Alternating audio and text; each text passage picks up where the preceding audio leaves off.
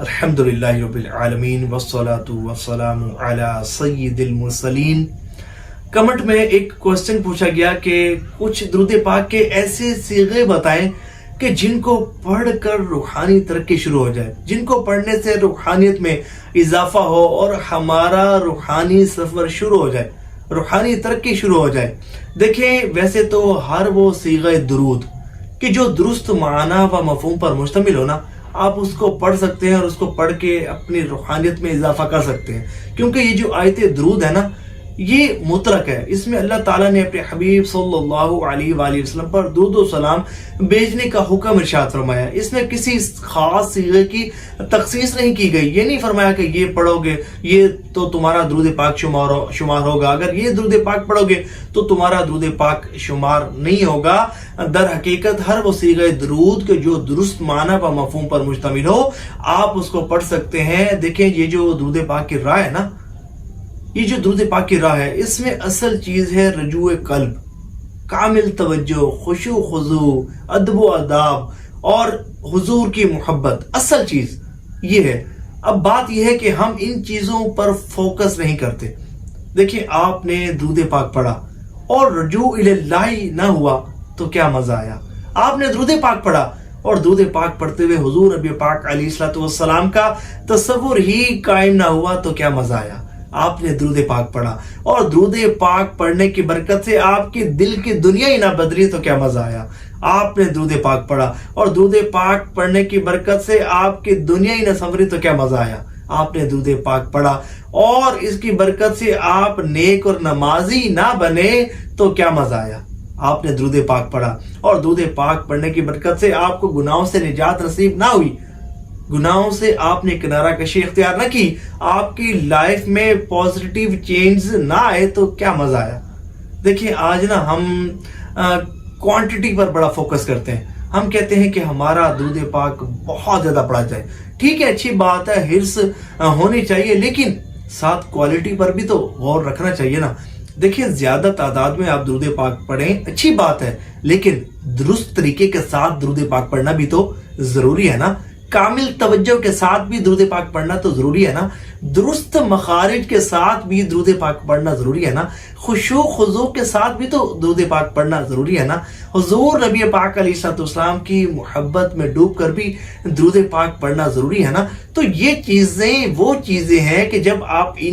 ان پر عمل کرتے ہیں، ان کو ٹارگٹ کرتے ہیں، ان کو ذہن میں رکھتے ہیں، جب خشوع خضوع کے ساتھ درود پاک پڑھتے ہیں تو بہت زیادہ فائدہ ہوتا ہے۔ دیکھیں، ایک شخص ایسا ہے کہ وہ دن میں بالفرض 50,000 مرتبہ درود پاک پڑھتا ہے، لیکن بے توجہی کے ساتھ پڑھتا ہے، بے دھیانی کے ساتھ درود پاک پڑھتا ہے، بس جلدی جلدی زبان اس کی حرکت کر رہی ہے، درست طریقے کے ساتھ نہیں پڑھ رہا، ادب و آداب کے ساتھ نہیں پڑھ رہا، خشوع خضوع کے ساتھ نہیں پڑھ رہا، دل و دماغ کو جھکا کر وہ درود پاک نہیں پڑھ رہا، حضور نبی پاک علیہ السلام کے تصور کو ذہن میں رکھ کر درود پاک نہیں پڑھ رہا، حضور کی محبت میں ڈوب کر نہیں پڑھ رہا، بس زبان اس کی حرکت کر رہی ہے، کاؤنٹر تسبیح پر کلکنگ ہو رہی ہے، اور وہ بس یہی بات ہے کہ زیادہ پڑھا جائے، اگرچہ غلط پڑھا جائے کوئی بات نہیں ہے، بس جو ہے وہ درود پاک ہمارا زیادہ پڑھا جانا چاہیے۔ اکثر لوگ درود پاک پڑھتے ہوئے الفاظ چبا جاتے ہیں، بے توجہ کے ساتھ، بے دھیانی کے ساتھ، درست طریقے کے ساتھ نہ پڑھنا۔ دیکھیں، وہ عبادت کی جو درست طریقے کے ساتھ کی جائے نا، جو ادب و آداب کے ساتھ کی جائے، مکمل اہتمام کے ساتھ کی جائے، تو اس عبادت کا ثواب بھی بہت زیادہ ملتا ہے اور اس عبادت کی برکتیں بھی بہت زیادہ ملتی ہیں۔ آپ نے بہت زیادہ درود پاک پڑھنا چاہتے ہیں، پڑھ بھی لیتے ہیں، اللہ تعالیٰ آپ کو ثواب عطا فرمائے گا۔ دیکھیں، ایک شخص ہے 50,000 مرتبہ درود پاک پڑھتا ہے، لیکن یہ چیزیں اپنے ذہن میں نہیں رکھتا، ادب و آداب، کامل توجہ، خشوع خضوع، حضور کی محبت نہیں ہے، بس پڑھی جا رہا ہے، پڑھی جا رہا ہے اور پڑھی جا رہا ہے۔ اور ایک شخص ایسا ہے صرف 313 مرتبہ پڑھتا ہے، لیکن پڑھتا پورے اہتمام کے ساتھ ہے، پورے پروٹوکول کے ساتھ، کامل توجہ، خشوع خضوع، لوگ تو سر جھکاتے ہیں، وہ دل جھکا کر درود پاک پڑھتا ہے، حضور کی محبت میں ڈوب کر وہ درود پاک پڑھتا ہے، مکمل اہتمام کے ساتھ، ادب و آداب کے ساتھ، اور سمجھے کہ حضور کی شان و عظمت کو ذہن میں رکھتے ہوئے، بس سمجھے کہ وہ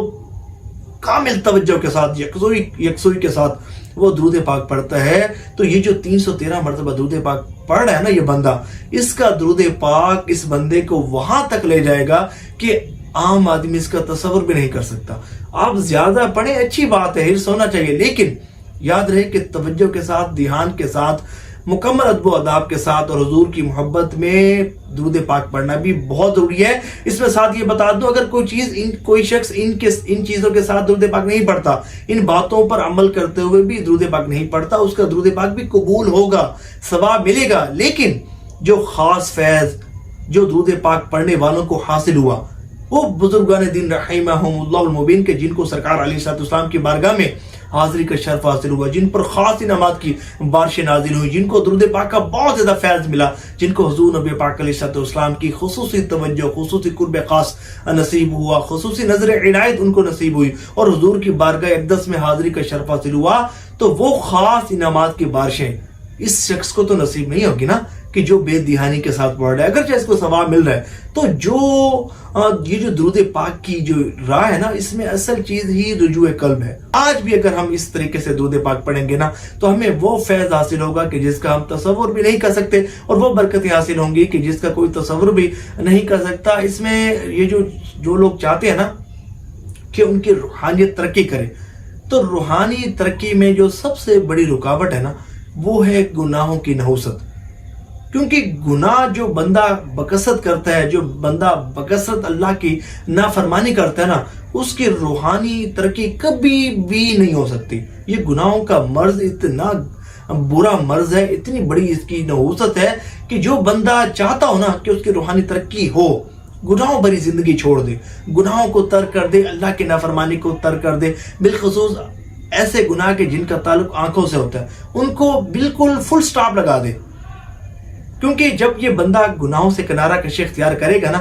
پھر اسے ہی عبادت کی توفیق ملے گی۔ کیونکہ جو بندہ گناہوں کی کثرت کرتا ہے، وہ عبادات کی توفیق سے محروم کر دیا جاتا ہے اور خشوع و خضوع سے بھی محروم کر دیا جاتا ہے۔ تو سب سے پہلی چیز، گناہوں سے جب بندہ کنارہ کشی اختیار کرے گا تو پھر اسے عبادت کی توفیق ملے گی۔ جب عبادت کی توفیق ملے گی تو پھر اللہ تعالیٰ کی رحمتوں کا نزول ہوگا، پھر یہ وہ وقت ہوگا کہ اس کی روحانی ترقی شروع ہو جائے گی، اللہ تعالیٰ کا قرب نصیب ہونا شروع ہو جائے گا، اس کے حبیب صلی اللہ علیہ وآلہ وسلم کا قرب نصیب ہونا شروع ہو جائے گا، اور یہ ان کو ہی نصیب ہوتا ہے نا جو اوبیڈینٹ ہوتے ہیں۔ اب دیکھیں، ایک شخص ہے، اس کے 10 ملازم ہیں، اب سمجھے کہ 7-8 ایسے ہیں کہ وہ اس کی بات مانتے تو ہیں لیکن درست طریقے کے ساتھ نہیں مانتے، لیکن 2 ملازم یا 1 ملازم ایسا ہے کہ جیسے ہی ان کا سیٹ، ان کا مالک ان کو حکم دیتا ہے نا، وہ فوراً لبیک کہتے ہیں اور ویسے ہی کام کرتے ہیں۔ مجھے یہ بتائیں، ان کا جو سیٹ ہے ان ملازموں کا، وہ اس ملازم سے راضی ہوگا نا کہ جو فوراً حکم کی تعمیل کرتا ہے، اور سیٹ کی خواہش بھی ہوگی کہ اس کو زیادہ سے زیادہ انعام سے نوازوں، اس پر زیادہ میں کرم نوازی کروں، کیونکہ یہ میرا بڑا فرما بردار بندہ ہے، یہ میرا تابع فرمان بندہ ہے، اور جو بھی میں اس کو بات کرتا ہوں، یہ میری بات کو فوراً مانتا ہے اور حکم کی تعمیل کرتا ہے۔ تو دیکھیں، اللہ تبارک و تعالیٰ کو بھی وہ بندہ بہت پسند ہے جو اس کی بتائے ہوئے راستے پر چلتا ہے۔ حضور نبی پاک علیہ السلام بھی اس پر بہت کرم نوازی فرماتے ہیں کہ جو ان کی بات کو مانتا ہے۔ اب ظاہر ہے کہ ہم اللہ اس کے رسول صلی اللہ علیہ وآلہ وسلم کی باتوں کو، آپ کے فرامین کو پس سے پشت ڈال دیں اور اپنی زندگی جو ہے وہ اپنی مرضی کے مطابق گزارنا شروع کر دیں، گناہ بھری زندگی گزارنا شروع کر دیں، تو ہمیں کیسے اللہ اس کے رسول صلی اللہ علیہ وآلہ وسلم کا قرب حاصل ہو سکتا ہے؟ ہمیں بالکل بھی سمجھیں کہ جو شخص گناہوں بھری زندگی کو اختیار کیے ہوئے اور اس کے باوجود چاہتا ہے کہ اس کی روحانی ترقی ہو جائے اور اس کی روحانیت پر باز کرنا شروع کر دے، تو ایسا بالکل ممکن نہیں ہے۔ سب سے پہلی چیز، آپ کو گناہوں کو ترک کرنا ہوگا، گناہوں کو چھوڑنا ہوگا، سچے دل سے اللہ کی بارگاہ میں رجوع کرنا ہوگا، استغفار کرنا ہوگا، اور پھر آپ جب درود پاک پڑھیں گے، پھر آپ کو وہ برکتیں ملیں گی کہ آپ اس کا تصور بھی نہیں کر سکتے۔ اس لیے بزرگ فرماتے ہیں کہ جب بھی عبادت کرنے بیٹھو، سب سے پہلے اللہ تبارک و تعالیٰ سے اپنے گناہوں کی معافی طلب کرو، اللہ تبارک و تعالیٰ کی بارگاہ میں عرض کرو، مولا میرے گناہ معاف فرما، غلطی ہو گئی، آئندہ گناہ نہیں کروں گا۔ پھر آپ کوئی بھی عبادت کریں، آپ کی عبادت قبول بھی ہوگی، عبادت کرتے ہوئے آپ کو خشوع و خضوع بھی نصیب ہوگا، پھر یہ وہ عبادت ہوگی کہ جو آپ کی روحانی ترقی کا بہترین ذریعہ بنے گی، اور جو سمجھیں کہ جو چاہتا ہو نا کہ اس کا روحانی سفر شروع ہو جائے، جو رکا ہوا تھا۔ کچھ لوگ ہوتے ہیں ایسے، پہلے روحانیت بہت ترقی کرتی ہے، بڑے اچھے اچھے خواب آتے ہیں، بڑا کچھ نظر آتا ہے، لیکن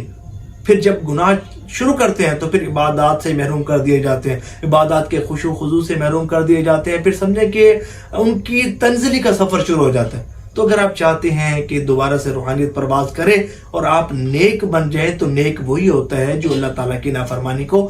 ترک کر دیتا ہے، گناہوں بھری زندگی کو چھوڑ دیتا ہے۔ اور کیا فائدہ ایسے گناہوں بھری زندگی کا؟ اگر تصور کریں نا کہ گناہ کرتے کرتے یوں ہی قبر میں ہم اتر گئے تو ہمارا کیا بنے گا؟ یقیناً ہم برباد ہو جائیں گے، اور اللہ تعالیٰ کے عذاب کا کروڑواں حصہ بھی کوئی شخص برداشت نہیں کر سکتا۔ بس یہ مصمم ارادہ کر لیں کہ میں نے نیک بننا ہے، نیک بننا ہے، نیک بننا ہے، اور نیک تب بنیں گے کہ جب آپ گناہوں سے کنارہ کشی اختیار کریں گے۔ تو دعا ہے کہ اللہ تبارک و تعالیٰ جو سنا اس پر عمل کرنے کی توفیق عطا فرمائے۔ کمنٹس میں بتائیے گا ضرور کہ آپ کو اس ویڈیو سے